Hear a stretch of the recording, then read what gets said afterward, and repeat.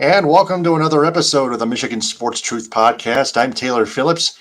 He's Ed Smith. Lots of Lions to talk about, plus 13 Michigan Wolverines being drafted and some Tigers as well. But first off, before the Lions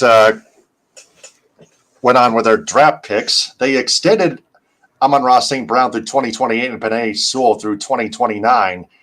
And we've been detecting that Jared Goff could be next. And we want to let everyone know, is it true or not? Well, as we know, first and foremost, let's get into what led into this perennial hypothetical third domino to fall. First two dominoes that did fall at the beginning were the fact that the had come out that at last Amon-Ra St. Brown and Penei Sewell had gotten their respective extensions done, locked up, and inked to paper and all that good stuff. So. Um, First with Amon-Ra, the fact that when his deal was done, he was officially the highest paid receiver in the entire league. The fact that he had, in terms of amount of guaranteed money, yearly salary, um, it was some would say a bit of surprise. The fact that, hey, wow, you're paying 120 million for 4 years, but when you factor in how he has outperformed his own potential, his own ceiling. It seems from the fact that he did enter the league as a mid-round steal, and then he also put in the work, was consistent with his work, never made headlines, never was a distraction for the team. Always made sure to put the team first, and you saw what it led to both for him and for the Lions throughout the course of his time here. So this is an extension. This is a contract that is well earned and well deserved. So in terms of what it means for the market, I'll say this, and I'll be repeating myself for a couple of times. It may not mean much overall in the long term of things because, it resets the market for now. But I don't expect this to be the high benchmark for what the contract will look like for both Amon-Ra in terms of the amount of money he's getting paid. I know he'll have his money essentially front loaded at the first couple of years. You'll hit the big portion in year three, and then it'll coast for on the back end. And something similar that we see with Penei Sewell. Now, again, the fact that you are able to get Sewell at the amount of money that you're able to get him now, and same thing with St. Brown. I thought it was very smart to lock up these deals now that you can because you lock down two of your core pieces, um, and not to mention that you do it for at least the next 4 to 5 years to where, hey, if you're going to still be seen as a contender, you know that these two key pieces will be locked down for you. And also the fact that, like I said, the market has been reset for now, but with the fact that the salary cap has been going up year after year after year, and I expect it to go up again sometime next year as well, added the fact that what the Lions is I'm sure getting a new surplus, new revenue in terms of merchandise, ticket sales, apparel, everything that's been going on. But the fact that they've been doing so well, and it's been a fever approaching the city nonstop. So what they're going to make that back and then some. Not to mention the fact that what we see TV rights deals and everything raise their value every so often, to a point where, like I said, between other players, like for example, if you're Amon-Ra, you see other players like Jamar Chase or Justin Jefferson. They're going to be looking at that figure and what he's signing and say, yeah, I want that or I want to surpass that. Same thing with Penei Sewell. He's just set the high benchmark for what other offensive linemen or offensive tackles specifically are going to be looking to sign or surpass. And that's good for your end because once that mark gets surpassed, your deal or the money that you've given them now will not look that much as significant in the long term of things. And I suspect the same thing will happen with Jared Goff. Do I expect it to happen like immediately within the next couple of weeks? No, I still expect this to take some time over the next couple of months or so. Maybe as we get closer to training camp, I would expect the final details to be hammered out. But usually they say everything comes in threes. I would have surprised me if you told me in the next week or so, hey, they were able to lock it down and get Dobbs' deal taken care of. No, because we've seen how they're able to manage things and take care of things on the end of getting the deals done for both Amon-Ra and Sewell. So I have no doubts. Goff obviously has no doubts. He obviously wants to be here long term. It's just a matter of at this point putting together the final details in terms of what Goff may want. In terms of, I think it could come down to the amount of guaranteed money Goff wants and the amount of years. Because think about all those guaranteed deals and short term deals that Kirk Cousins has been able to pile up upon time after time after time again over the past few years. To the fact that where even though he's coming off an Achilles injury, the Falcons still gave him $100 million. Now, obviously, or at least 140 of that, or 150. So some of that's a figure related to that. Now, why they did that and then went around and drafted Michael Penix Jr. in the top 10, I have no idea. But Tree and 5 Points bids were like laughing at it. Yeah, that was so confusing. But still, in terms of speaking of Kirk Cousins, I go back to the fact that, hey, his deal could be something similar that Jared Goff may be wanting to, or at least Goff's agent will be wanting to look to mirror in some way, shape, or form. So it may not exactly be a 4 or 5 year deal. It could exactly be a 3 year deal, but they want all the money to be guaranteed. They do. So Penix could be a backup quarterback to Kirk Cousins for the Atlanta Falcons. But back to the Lions, Amon-Ra St. Brown and Penei Sewell were, like as you mentioned, the first two dominoes to fall, and Jared Goff could be next. But as you also pointed out, that's going to take some time. Yeah, for sure. But I expect there's going to be no rush or no need to panic because it's just a matter of getting the process done. Because sooner or later you'll get Goff's deal done, and then sooner after that, it's time to get Aiden's deal done. You know what I mean? So it's just that part of the cycle. You got your two core pieces done here with Saint and Sewell. Your next logical piece is Goff, and then you would assume after that will be Hutchinson, and so on and so forth. That's the other player that I was trying to remember. Yeah, for sure. All right, now to the draft picks. Man, this is a big one. The first round, we kept waiting and waiting and waiting and thought, were they going to trade up at all? And then snap, they just did. From 29th to 24th, they traded with the Dallas Cowboys, and the Lions, guess what? They picked a cornerback in the secondary, Terrion Arnold from the Alabama Crimson Tide. They also traded pick 73 overall in exchange for a 2025 7th rounder, which is for next year, of course. But let's do a little What's Your Grade segment on each of those draft picks. Starting with Terrion Arnold. What is your grade, Ed? Analyze first.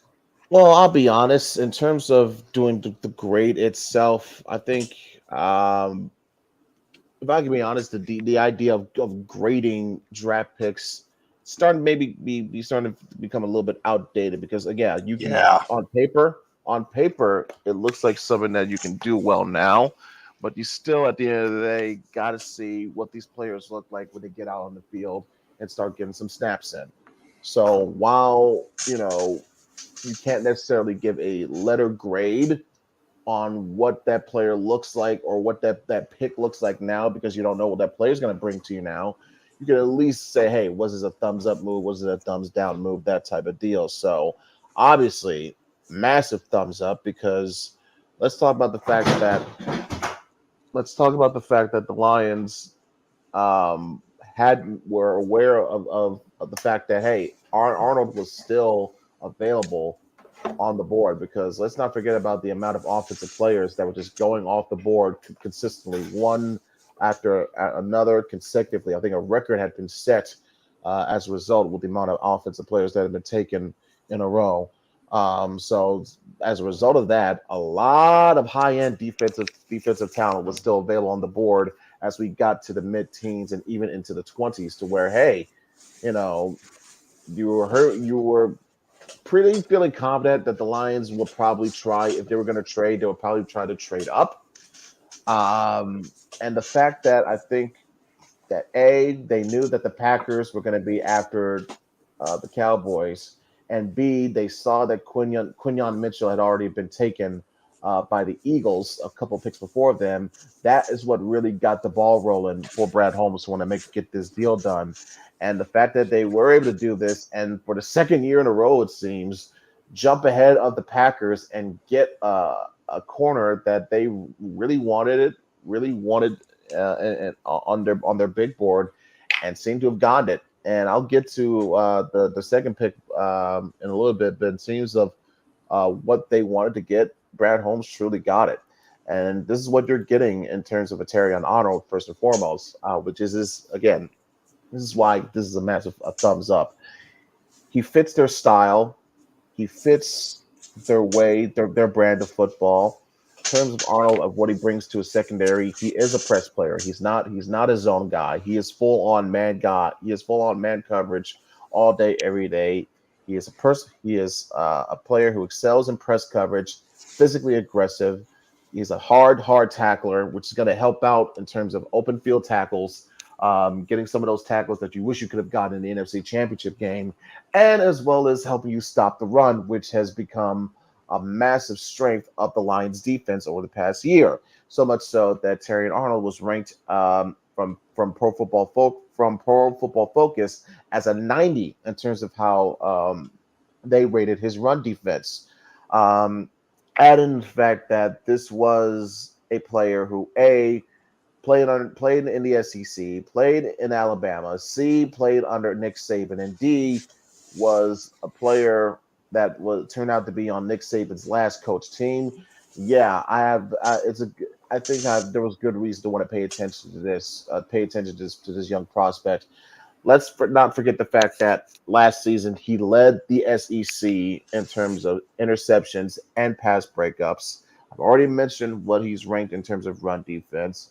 I've already mentioned the fact of the traits he brings to a defense, and what his own physical traits brings to a system. But it's not just that. It's not just the fact that, once again, Brad Holmes loves to get himself those Bama boys. There was a reason why he was at Terrion's pro day. There was a reason why that he paid close attention. He had him on his big board. There was a reason why that he's been getting players from Alabama, from Nick Saban specifically, over the past few years. It's almost like an inverse of what the Eagles are doing. The Eagles are getting Georgia players, and the Lions are getting Alabama players. Hey, I don't blame you if it's been working for you. The old saying, if it ain't broke, don't fix it. So what you're getting here, though, besides the fact that you are reuniting him with his duo partner, his teammate in the secondary, in Brian Branch, you're also surrounding him with his fellow alumni. You're surrounding him with Jameson Williams. You're surrounding him with Jahmyr Gibbs, and that type of energy and camaraderie should help to only bring the best out of themselves, not just on the practice field and in training camp, but also, of course, once it leads into the results that we want to see on Sundays. So above all else, you're getting a person who, in terms of what we see, in terms of what Brad Holmes and Dan Campbell value, or what they want to bring to this team, to this organization, is high character. And you see that in terms of how Terrion Arnold carries himself, how he speaks, how he conducts himself. It's high character all the way, but what it does of high charisma. And he does it in a way to where, yeah, you may think it's a little bit of cockiness, but it's the right balance of confidence as well, to where, hey, he is setting a lot of high-end goals for himself, but it's for good reason, based on the hard work, the type of play that work that he's put in for himself, the type of work ethic that he's produced, the system that he's come through, the coaches that he's come from. You couldn't speak more into it. And the fact that he also has high character as well. I think it's evident the fact that he is massive friends with Nick Saban's wife, Miss Terry, first and foremost, speaks to how he is, speaks to what kind of a person he is, how he was raised, how he was brought up, all his values and everything else. So in terms of getting that dog on the field and also getting a high quality, high end person off the field, you couldn't have asked for a better pick, especially if you're going to trade up to get this pick. Um, and you saw how the crowd loved it. They embraced him immediately. And Terrion took the mic. Hey, said, "Hey, I'm home," and he made the moment his own. So good for him on that. He has the look and feel of a guy who you think one day is going to be your future CB1. I wouldn't be surprised because, like I said, think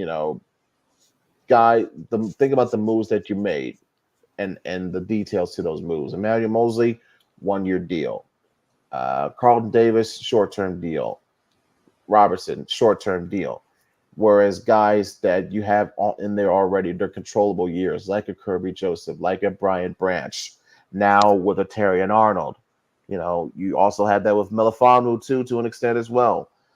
These are the guys that you want to have here long term, and we'll get to that into their next selection shortly. But yeah, could not be more happy and satisfied with what the Lions did with this first round pick.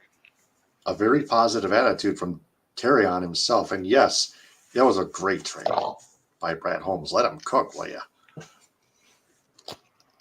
So, it's not the only cornerback that Holmes selected. As we go to the second round of the NFL draft, Ennis Rakestraw Jr. from Missouri. That was 61st, wasn't it? Yeah. Yep. 35 tackles and 4 passes defended in 2023 with the Missouri Tigers. Approve or disapprove? Massive approve, because as you will hear or as you will look up, this was essentially the second corner after Terry and Arnold that Brad Holmes had on his big board.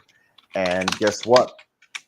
He got what he wanted. He got both guys that he wanted, and it worked out so brilliantly and perfectly. The fact that, once again, the way that it worked out, where a guy like Rakestraw was going to be available to where you didn't even have to use any picks to trade up, try and get him. It worked out. Yeah, he just fell into your lap, essentially. And this is another player to where if you hear Brad Holmes talk about it, yeah, there's another one with that dog mindset, that dog mentality, who has those similar traits that I mentioned to Terry and Arnold, but probably in a much more primal manner. Very physical, very hard-hitting, someone that's going to, again, mesh quite well with the style of play that this defense wants to implore and impose on the opposing side of the field week in and week out. And I do like how Brad Holmes was in a position to where, hey, I can double down. You can buy one, get one for a similar price, similar value. Why not? Because everyone knows how much of a weakness the secondary had become for the team on the back half of the second half of the season last year, especially in the playoffs. And honestly, you don't blow a 24-7 lead in the NFC Championship without some things going wrong with your pass defense, particularly an interception bouncing off of your face mask into the hands of the opposing receiver. But I digress. Brad Holmes knew what he needed to fix. He knew what he had to go after, especially when you throw in the little curveballs such as Cam Sutton having to go on a wanted poster and essentially flee. So yeah, that was not a good situation. So the fact that he had to resource through all of that and is able to turn the draft picks and the draft capital that he had stemming back from moves that he made last year coming into this year, he turned it into a revamped cornerback room. And even though you have some questions about Rakestraw, yes, he has an injury history, torn ACL in 2021, missed 4 games, I believe, would due to a groin issue in 2023. This was a needed pick in terms of position overhaul and depth. And you got, like I said, the top 2 rated corners on your big board, and you made the right deals to make it happen. And you shouldn't be any more disappointed with that, especially considering the fact that, like I said, one of those moves, for example, the 3rd round pick, I think that was used in the deal with Dallas to move up to get Terry and Arnold, that came from the TJ Hawkinson trade. So essentially, you use draft picks to get Carlton Davis, to get um, Rakestraw, Robertson? and to get Rakestraw Just yeah, yep. or Robertson, that could be right too. But also especially Terrion with the trade that you made to move up and swap up with Dallas. Yep. So we got four cornerbacks at least in the offseason: Carlton Davis, Amik Robertson, Terrion Arnold, and now Ennis Rakestraw Jr. Wow. Not to mention they are bringing back Emmanuel Mosley on another 1 year deal. That's right. So at least they keep him. I was talking about the new cornerbacks that joined the Lions.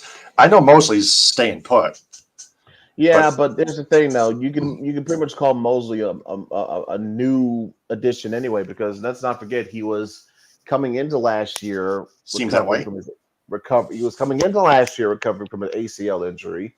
Didn't have his debut until like week 4 or so, and in that same game blew out his ACL again. So yeah, it feels like an addition in a sense by bringing back Mosley, especially on another 1 year deal. De facto, in other words. Exactly. 100. Let's go to 126 overall. The Lions trade up again with the New York Jets for 126 overall in the fourth round of the NFL draft. They select offensive tackle Giovanni Manu from the University of British Columbia, Canada. He ran a 4.96 in the 40-yard dash and 33 jumped 33 and a half inches in the vertical jump. And this is important to know because this is coming from absolute mountain, a monster of a man who is about 6'7", 6'8" in height, and weighs around 350 pounds. And yet, like you said, Taylor, he runs a sub 540 and has a 33-inch vertical leap. Are you effing kidding me? With the athleticism that you're getting with this specimen. Now, I grant you, it is a project play. It is a project play, but if done right and developed properly, you may be looking at your next right offensive tackle.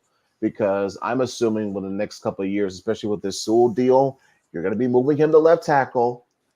You're saying bye bye to Taylor Decker, and then hopefully in the next couple of years, that means Manu will be ready to take his spot on the right tackle. So there you go. There's your two, you know, uh, your duo of blindside protections for your quarterback, and also staples for your offensive line. And the fact that you were only able to give up a third-round pick from next year that you're not going to need to move up with the Jets says it all, really. And forget about potential replacements for Taylor Decker. I see Osman as a potential replacement down the line for a Dan Skipper as well. You consider the fact that on 212 passing snaps last year in 2023, he only gave up 5 pressures and 2 sacks. Those kind of numbers from that kind of person with that kind of size, plus the fact that Brad Holmes himself mentioned that he was blown away by his character with the in-person visit that he got, seemed to me that this was the right person to pick for fit, for style, for culture. And the fact that, hey, you kind of make a little bit of a running joke here of, hey, this is even though he is from Canada, originally he is from Tonga. So consider the fact that Tonga is about a bit of a small distance away from Samoa, where Penei Sewell is from. You could kind of say that basically the Lions maybe could start to create their own version of the bloodline. For those that have a wrestling knowledge or lingo or understand that reference, thank you for understanding that reference. But I digress. I thought it was a very good move because we know that this team's best strength, its best unit is the offensive line, and the fact that you're going to deal with the current nags, the usual nags throughout the course of a given year. Injuries, age, chiefly among them. You want to stock up and put as much depth behind your offensive line as much as you can. And the fact that they were able to do this with Manu and able to do this again later on in the draft, which we'll get to in a little bit, couldn't be happier. Yeah, and you mentioned the possible departures of Taylor Decker and Dan Skipper. So much for reporting as eligible, right? Well, those moves are going to happen sooner or later, so it's best to stock up now and get your future prepared, so that way your pants aren't down when that day comes. Yeah. Out with the old, in with the new, right? Yeah, because let's be honest, let's not kid ourselves. You know that the moment that Penei Sewell signed his deal, you officially started ticking the sands in the hourglass for Taylor Decker. It's just reality. Period. And it Now, depends on payroll, how much money Sewell's getting paid. yeah, but in terms of, and also the fact that Decker is going to be older, coming up Yep. more sooner, and what you have Sewell here for the next decade coming up soon. So eventually, you're going to have to make that next choice, that next step and move in the cycle. That's all. Yep. It's cyclical. That's all. Yep. It's just Bringing, cyclical. bringing fresher and younger blood to the roster too. So, speaking of the fourth round, the Lions, just 6 picks later at 132, select safety / running back Sion Vaki from Utah, the Utes. 42 rushes, 317 rushing yards, 2 touchdowns, plus 11 receptions, 203 yards, 3 touchdowns, tied for 10th in the Pac-12 with 7.7.5 tackles for losses. So basically, I got no problem with this one, considering the fact that ironically, this was the move. This was the pick. The pick that you used to move up and select him came from the DeAndre Swift trade, of all things. So you're getting a player who has capabilities of being a Swiss Army knife for this team, whether it be on both offense or on defense. You're also getting a player that, if need be, in terms of what his skill set describes, he can be very handful on special teams, whether it be in the return game or especially with this new hybrid role that you have coming up. I think he could be a great benefit in some certain special teams packages. And yeah, got no problems with that at all. All right. Let's go on to the 6th round. And I believe that's the last pick for the Lions. No, you got one more after this. After this one? Yes. I was talking about this one. They select offensive guard Christian Mahogany from Boston College at 210th overall. There was one more, admittedly, Taylor. I think you're skipping over one by accident. There was one more before this. Oh yeah, I didn't even put a banner up on it either. Hang on a second. Well, whenever you get a chance, I got the info. It was Makai Mingo. There was defensive tackle from LSU, who was selected 189th overall in the 6th round. Makai, by the way, is spelled Mekhi, Mingo, Mingo. He was seen as a top 10 defensive line prospect. I think the fact that he was undersized as a little bit might have hurt his stock a little bit, but he still has tremendous athleticism, as evidenced by the fact that even though he was essentially an undersized guard, interior defensive lineman up the middle, he was still able to garner enough pressure to where he got 4.5 sacks in 2023. And that's going to come in handy for a team that wants to get any type of semblance of pressure on the quarterback. Yes, you prefer it to be on the opposite end, so that way Aiden Hutchinson can have more of those one-on-one assignments and not have to worry so much of being doubled and triple teamed. But other ways to get back in terms of getting pressure from your D-line on your quarterback can also come up from up the middle. Let's not forget, Lions fans, about a decade ago, you had Ndamukong Suh and Nick Fairley. So who's to say you can't replicate that a little bit here in 2024, with also a high caliber defensive end in Aiden Hutchinson. Basically, with what you're getting here in Mingo plus Alim McNeil, could be a great benefit in terms of not just getting some more pass pressure from your D line, but also reinforcing how much of, in my opinion, you were the best run defense in the entire National Football League last year. Now you're just reinforcing it with this pick you made of Mingo.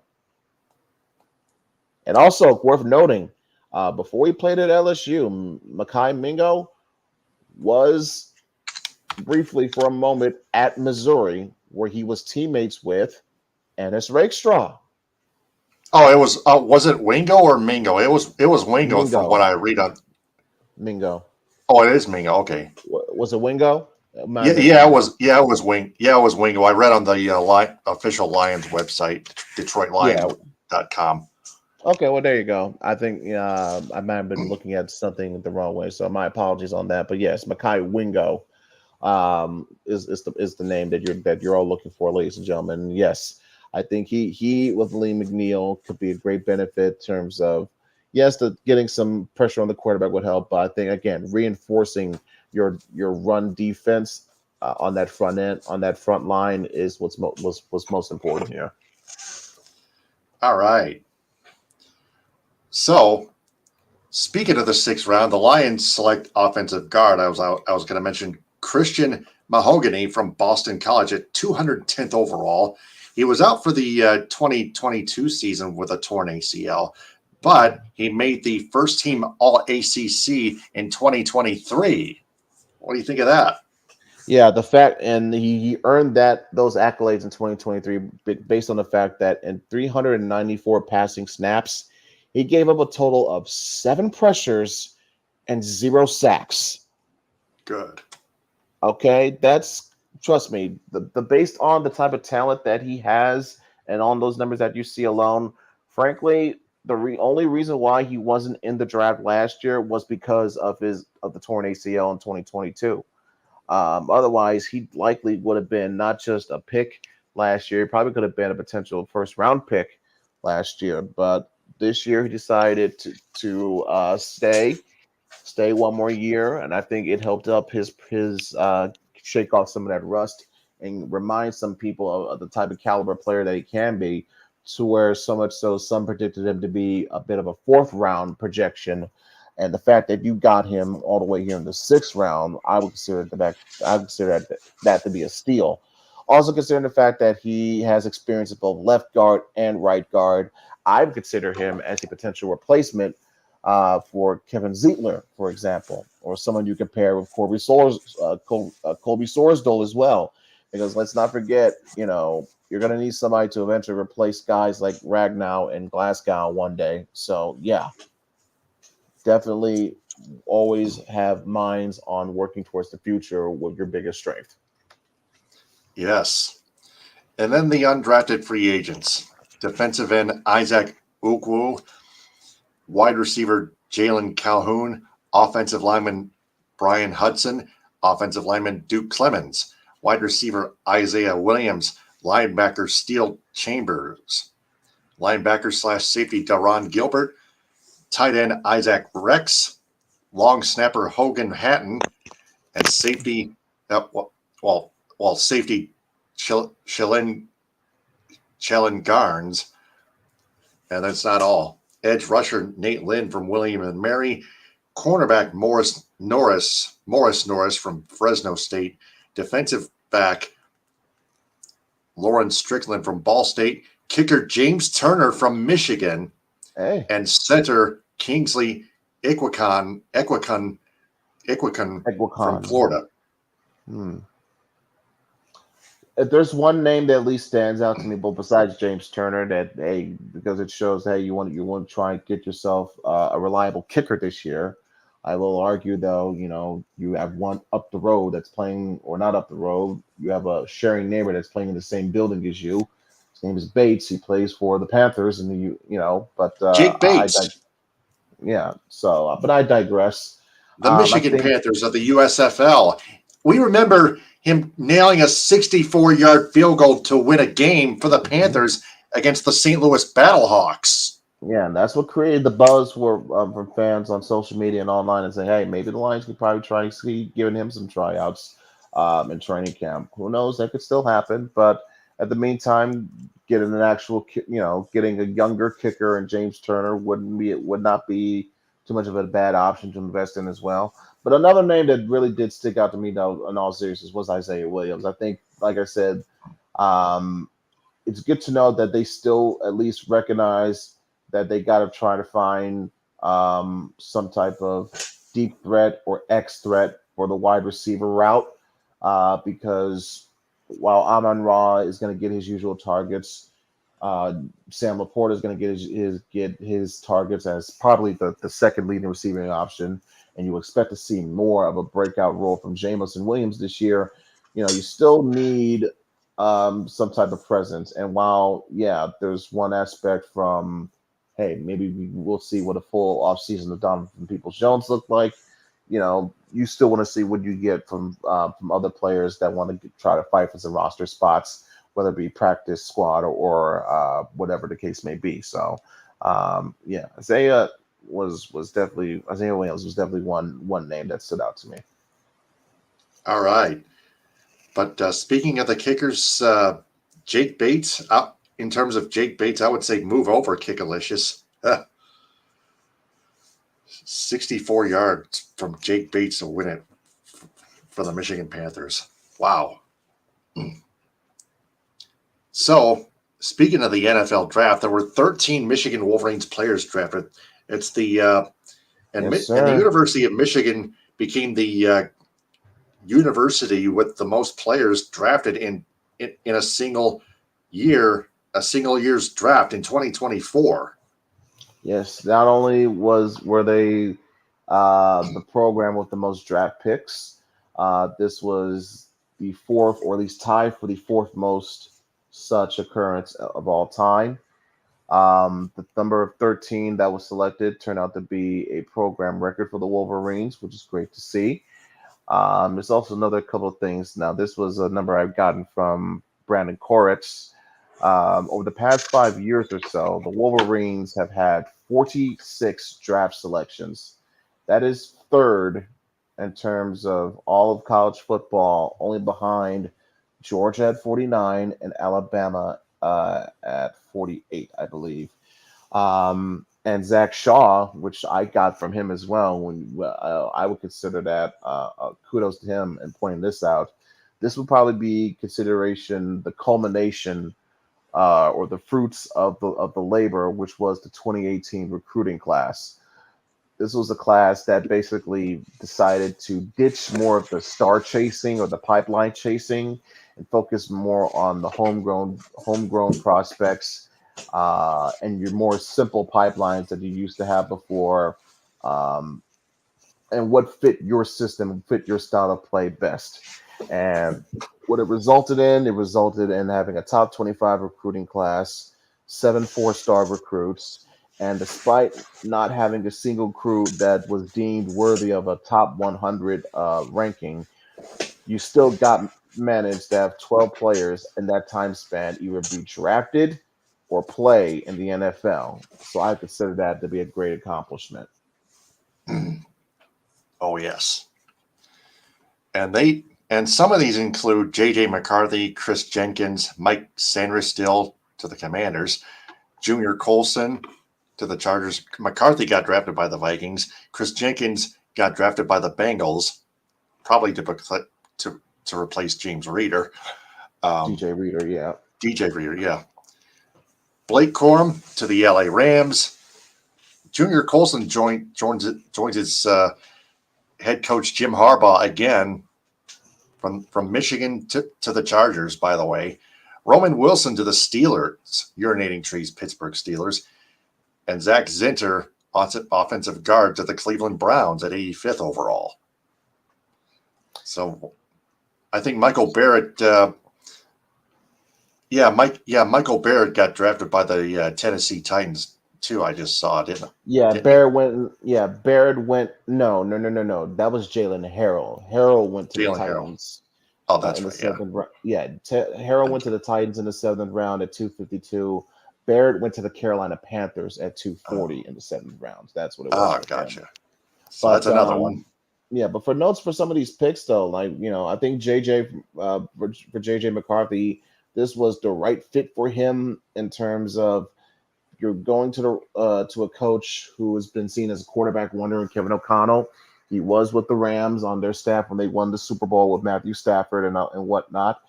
You also got to remember that this is a Vikings offense, an offensive system that is uh, surrounded by and also built by great players and great talent, such as Justin Jefferson, first and foremost, such as having a Jordan Addison, yes, such as even having a TJ Hawkinson as your tight end. And now, not to mention, they just got Aaron Jones from the Packers to the Vikings. So you're putting JJ in a situation where you're not. It's quite not completely exactly how his situation was for the past couple years in Michigan, but it's similar enough to where he recognizes the situation around him, and that's fine because you're essentially saying with this pick. Because remember, the Vikes swapped just one pick with the Jets to go up to go and get them to go and get JJ because there was a chance that maybe a team like Denver, or a team like the Raiders was considering jumping them to get to that spot, to get to that number 10 overall. And the Vikings, even though they're at 11, they decided, nah, let's just, or even maybe the Jets probably called them and say, hey, even though if they were bluffing or not, they told the Vikings, hey, here's what I'm hearing from Denver. Here's what I'm hearing from Vegas. They want this. They're willing to give me this. What can you give me so that you can get your guy? And that's exactly what happened. The Vikes, they probably gave them a little bit more than they probably would have wanted to, but it doesn't matter. They got what they wanted. They got J.J. McCarthy. They got their apparent successor to Kirk Cousins. They got a guy who can fit their play action strategy quite well because that's right up J.J.'s bread and butter of what he was able to do at Michigan. And with the talent and the weapons that I've already mentioned before, and also let's not forget of JJ's own intangibles, that of his maturity, his mentality, to always have the highest confidence of himself, even when he's not having his best moments, to never let that wander, and always have such faith and confidence in his teammates to do well as well. That speaks to his maturity and it speaks to his mentality. We know he's a proven winner by the fact that he went 27-1 as a starter in Michigan. Say what you want about how those games were game called. Say what you want about how he played in certain games. The numbers don't lie. He went 27-1. And another thing the numbers don't lie about is what you do on third downs. That's probably arguably one of the most important things that you can do as a quarterback, aside from throwing touchdowns and not throwing interceptions. What do you do on third down? Well, JJ, it turns out, did very well on third down. He had himself a completion percentage of about 67% on third down just last season. So, knowing what was scouted, I think this was a very good spot for JJ to land in. Yeah, it's bittersweet because if you're a Lions fan / also a Michigan fan, this was probably one of the last things you wanted to see. But comes with the territory, man. What can you do? What can you say? Yep. I will say though, good job for Chris Jenkins. Not to mention, not just besides the fact that he was the replacement for DJ Reader, he also reunites with a Michigan teammate in DJ Turner, and also continues a family legacy that was started not only by his father, Chris Sr., when he was drafted about 20 or so years ago in 2001, but also by his uncle, who was drafted in 2003. So this is the third, I believe, in his family to be selected in the NFL. So good on Chris Jr. to continue that family legacy and tradition. Chris Jenkins, yes. All right. So, last I but mean, not least, trust me, man. I wish I could go all day with all these players that we're talking about. With what we could mention, Mike Sanders still joining. I think of being could go down as a solid pick for Washington. The defense that he's joining, that's got Jonathan Allen, Deron Payne, just picked up Jerzon Newton and Bobby Wagner. We mentioned Junior Colson being reunited with Jim Harbaugh. Let's not forget about the fact that Cornelius Johnson will be reuniting with Coach Harbaugh as well. that's right. Probably be that replacement for Keenan Allen. Who knows? We'll see how that works out for him. We mentioned Jalen Harrell going to the Titans. Ladarius Henderson off that offensive line. He was selected by the Houston Texans. He could be seen as someone to be brought in to protect C.J. Stroud. And also, you reunite him with a fellow Wolverine and Nico Collins, who by the way had himself an exceptional season with CJ throwing him the ball around like that. We mentioned Michael Barrett to the Panthers. Let's not forget also this. You know, you mentioned Zach Zenner to the Browns, which was a great pick, great fit for him. Let's not forget about Trevor Keegan going to the Eagles in the 5th round. Essentially, your replacement for Jason Kelsey. Cannot disagree or have any qualms about that pick. And I can't have much to disagree about with AJ Barner going to the Seahawks because he's being reunited with Mike McDonald, who was the D coordinator before Jesse Turner. So a lot of things, a lot of puzzles playing out for these Michigan players, for these Michigan draftees, and you just love to see it, man. Yep. It's like this is the type of positive, very positive fate that the Wolverines get for winning the national championship last season. Yeah, that's what happens when you build consistent programs that win conference titles, going to the college football playoff, and then finally, like you said, winning that national title. It creates that type of attention and buzz to where, hey, you know what? You've become a legitimate football factory now, a legit NFL factory, I should say. Because Yeah. Michigan there had been a while where Michigan was had lost that status, but now they clearly, as we saw in the years with Harbaugh, regained that status and then some. Yep. Can Sharon Moore follow suit? That's the question. We'll see. We'll find out in due time. And now, finally, the Tigers. Last but not least, the Tigers 16-12. They had their game against the St. Louis Cardinals postponed. They'll have a doubleheader a bit later today at 3:40 p.m. Eastern time. A straight doubleheader against those Cardinals. The Cardinals 13-15, but last place in the tight NL Central. But the Tigers second place, just barely in the American League Central Division standings. Kansas City Royals 17-13. Third place after losing to the Blue Jays 6-5 in Toronto. The Cleveland Guardians 19-9, leading that division. The Twins fourth place, but they're a little bit close. Well, let me check their record. It's a losing record. The Twins. Let's just say this. It's a winning record. Twins are 15-13. Wow, it's like a four-way race for that division title early on, while the White Sox are just a sinking Titanic at 6-23. The White Sox are terrible. The division is bad. We know this, but the Tigers, they're doing what they're supposed to do at the moment. They are they're in that second spot technically in terms of percentage and win-loss record. They are in second place behind Cleveland. Let's not forget also there's a big 3-game set coming up against Cleveland, against the Guardians in Cleveland from May 6th to the 9th. So that's next week. That's next Thursday. Next Tuesday, I believe.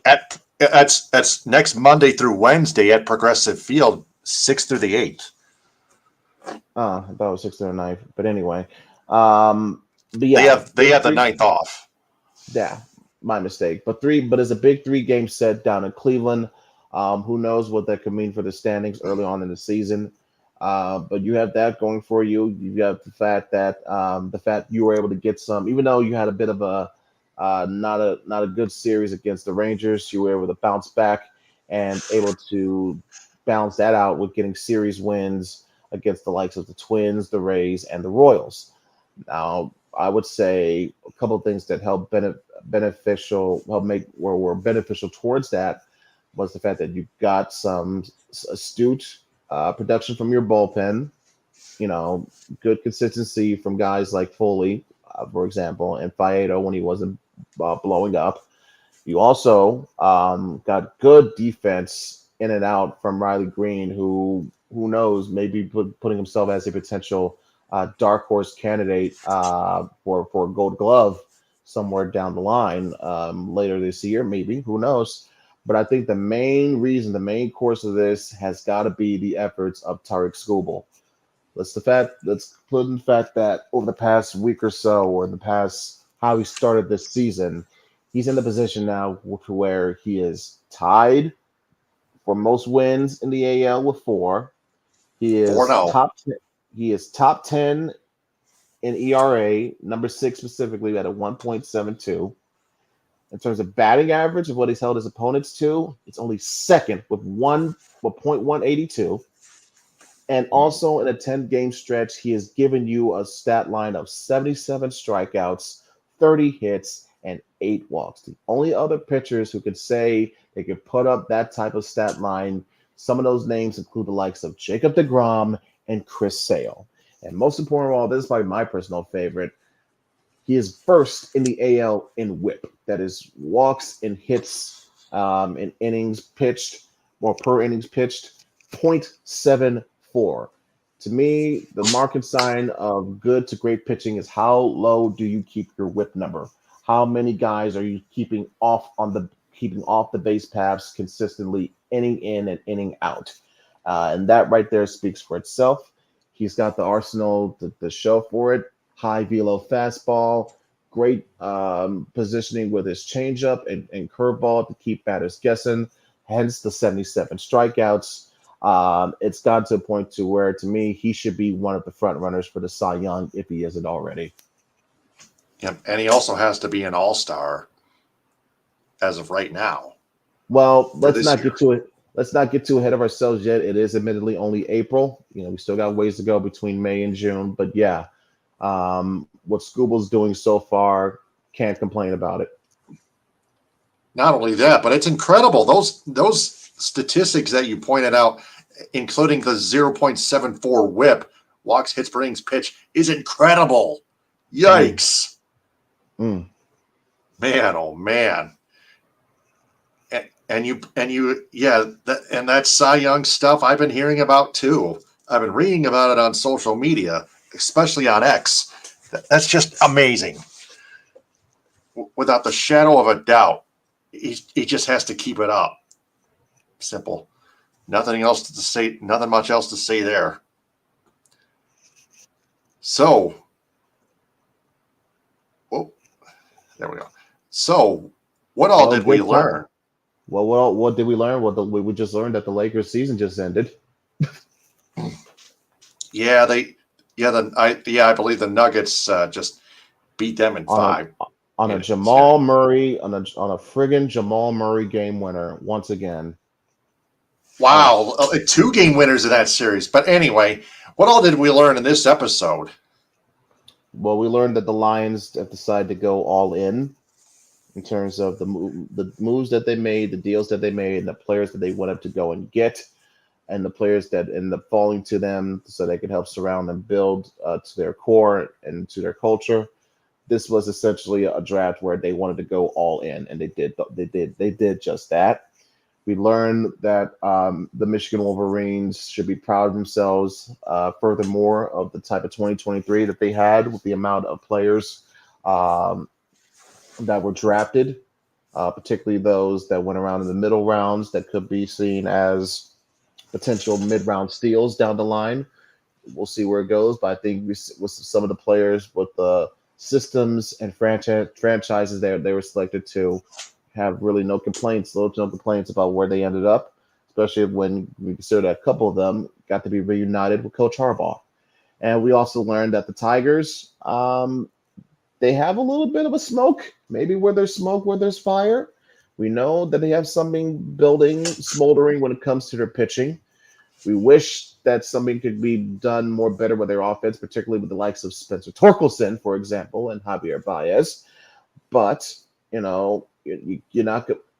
you're still getting timely hitting when you need it. You're still getting quality defense, and you're still getting outstanding pitching. That's leading the front end for you, essentially. So all that being said, you're in second place, you're 3 games behind, and you got 3 games set against Cleveland coming up next week. Make the most happen. Yep. What I've learned, the Lions, to me particularly, yes, they got all their good draft picks and all, but what stood out to me is they addressed the secondary situation, especially at corner with Terrion Arnold and Ennis Wakestraw Ennis Rakestraw Jr. That's one of the primary needs that the Lions need to keep addressing until they get the receiving defense right. And of course, the Michigan Wolverines, like I pointed out, 13 players selected, plus at least two undrafted, including James Turner. It's just an incredible class for winning a national championship. And then the Tigers, besides Torkelson and Baez, Parker Meadows, may I point out, has also been playing good defense, although his offensive numbers have been really, really down, which is strange to me. Jake Rogers hasn't had good numbers either. That we've expected more from him. But one player that has been getting on my nerves as of late this year is Zach McKinstry. He's been making errors. Yes, his offensive numbers have not been terrible, but he also keeps making base running mistakes. It's been hurting this team partially, and he needs to knock it off. But I'm not saying get rid of him or anything like that. It's still the month of April, but soon to be May. It's now the last day of April now. But anyway, that needs to stop. But otherwise, the Tigers are still in good shape. They just still need to work on fixing more of their flaws, including their defense. It's been Swiss cheese as of late. Their offense, it's starting to pick it up a little bit, but it needs more. But Tarek Skubal, right now, he's the man. He just needs to keep it up. Hey, shout out to Casey Mize too. Having a bit of a battle in his last start. Still only gave up 3 runs. Quality start. Was able to give the Tigers enough what they had to do to make a comeback and win.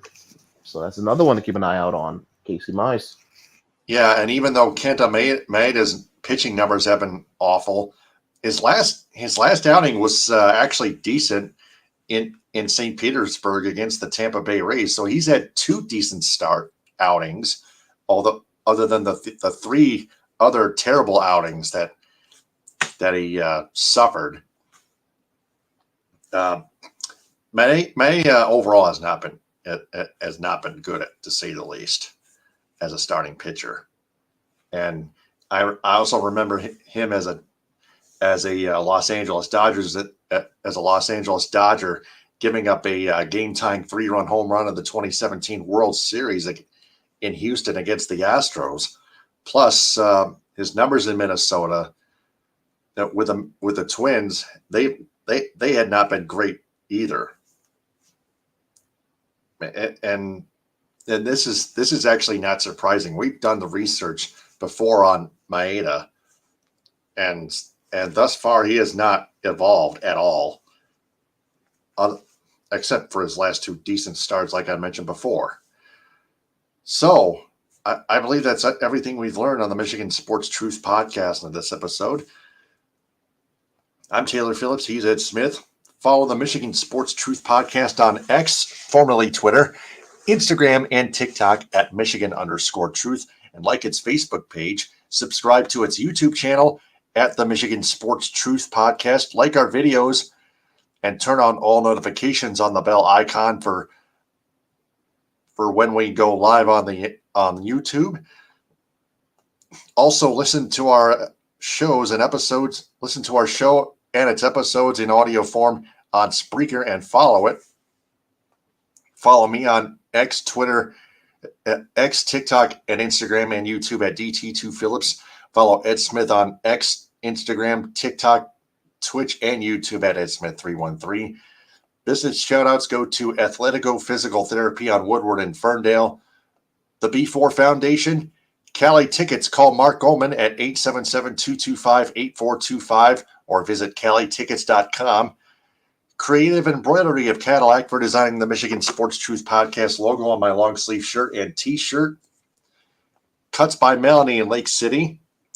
The JC Youth Foundation. Let's roll with it. Rolled Ice Cream in Cadillac. Follow them on TikTok at The Food Mafia LLC and on Instagram at The Food Mafia Rolled Ice Cream, and like their Facebook page. Let's roll with it. Rolled Ice Cream in Cadillac. Last week's flavor of the week is Almond Joy with coconut and almonds. Tempting. Northern Star Event Rentals in Cadillac. There's still open bookings for later this summer. 231-884-8195. Get a hold of Heather Krzyzewski and like their Facebook page as well. Union Barber in Birmingham. United Food Service Solutions of Grand Ledge, Michigan. United Power Wash and Dry Ice Works in Southfield, and Well-Being with Catherine Palms. Our next episode is next week when we do it. When we at least cover Tigers on a weekly basis. We'll also and whatever else news comes up, involving our teams. So until then, for Ed Smith, I'm Taylor Phillips signing up. I'll remember we observe and detect the truth about Michigan sports, because the truth is out there. Stay on the lookout. Ta-ta, hit them with a hind. Stay safe, everybody. Take care.